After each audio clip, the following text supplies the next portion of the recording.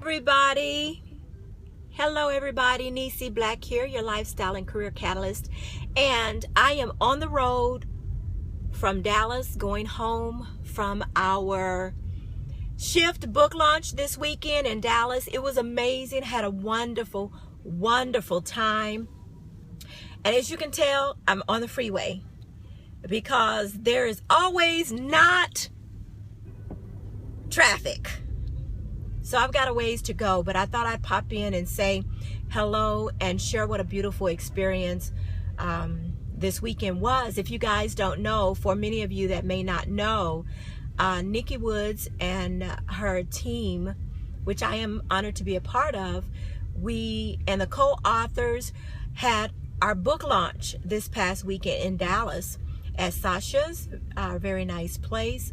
And this has been a book collaboration project that we've been working on for the past several months. Well, this was our official book launch, and we had a really good time.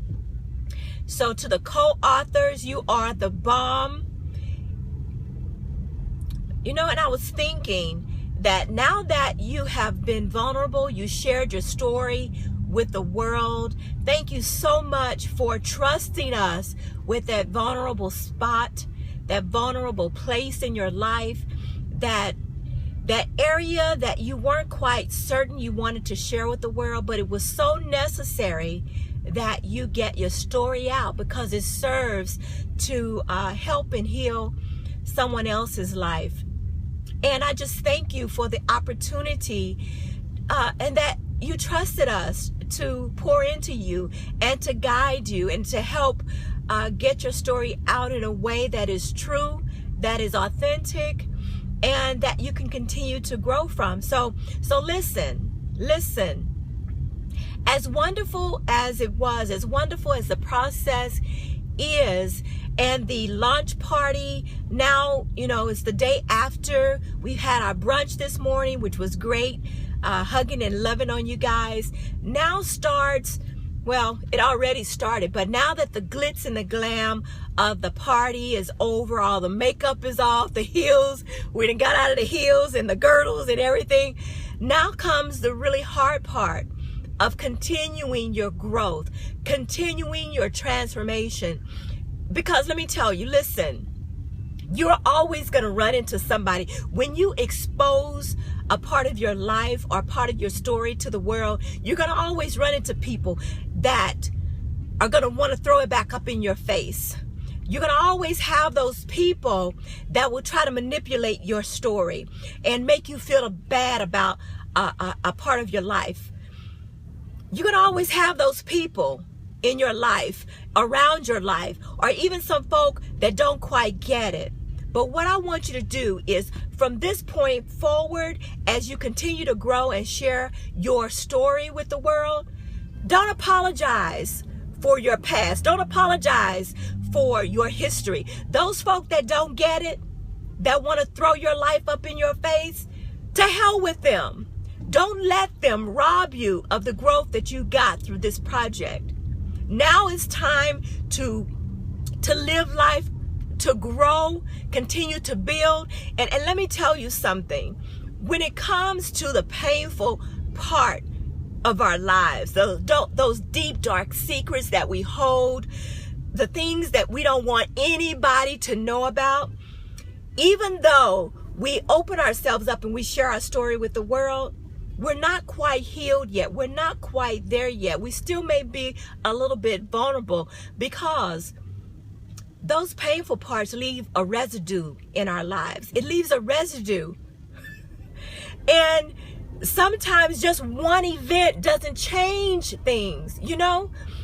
The excitement and the hoopla and the sharing and the exposing, it's the process to grow after that. So you got to continue to grow yourself, to stretch yourself, to celebrate yourself outside of this project, to do greater things. The more you share, the more you talk. And I know this is going to lead to a lot of wonderful opportunities for you to speak and change the lives of others, to write your own personal book. See, this was just a chapter amongst many, a collaboration of people coming together. But there are future books where you can lay out anything that you want. So don't be just limited by this and think, okay, shift on is over and there's nothing left. There's always more. There's always greater. And you can do that. You can continue to grow and share your story. But understand that there are going to be people out there that are not going to be supportive. And that's okay. That's them. They don't have to get it. Right? They don't have to get it. They don't even have to care. They don't even have to show up in your life. They can separate them. They can do whatever the hell they want. And I don't mean that in a negative, bad way, but don't let them stop you. Don't let naysayers stop you. Do what is going to heal and bring forth the fruit that you are supposed to be bringing forth. Because everybody's got a purpose. You have a purpose. You have a mission in this life. And it's up to you to do something with that. But be encouraged. Stay excited. And just grow and live and not let anybody hold your past against you. Get rid of the residue a little bit at a time. And what I mean by residue, my husband loves chicken wings. I don't like to cook them, but I know they make him happy. So I make it. But the process of cleaning up after, you got all this residue from the smoke, the grease is sticky, and you got to really scrub it. See, that's what life can be like. Our pain points leave a residue in our life, and we really have to work at it and be intentional about removing that residue. And as time progresses, then it hurts a little less. Those pain points are not as tender. You know, you can continue to make a change for the better. But look inside of yourself. Look inside of yourself. Ask for direction. You know, God has a plan and a purpose for every single one of us. Every single one of us. It does not matter what you have done. It does not matter where you have been, what you have experienced. You are not alone in that. And there are others out there that you can share your story with to help them heal, and they can share their stories with you to help you continue to heal and grow from those pain areas.